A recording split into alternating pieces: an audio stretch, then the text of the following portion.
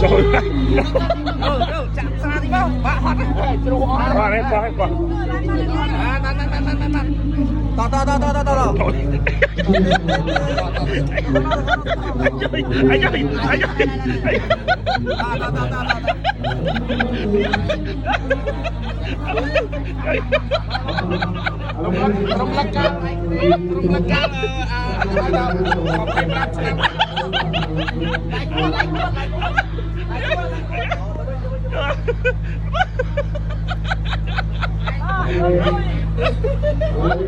Rung lekan bong banh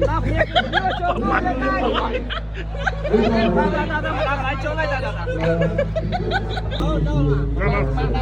đang chua cái bên mà chua bạn đang chua cái bên trong trên về chứ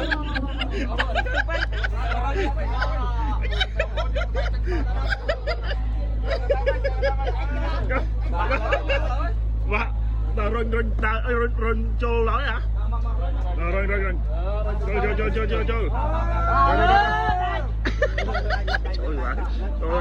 Chơi. Ăn nóng đó. Trộm xài.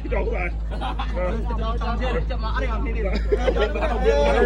Riêng là hết không? Chơi. Riêng hết không? Tên không? Chơi. Sao đang sao đi.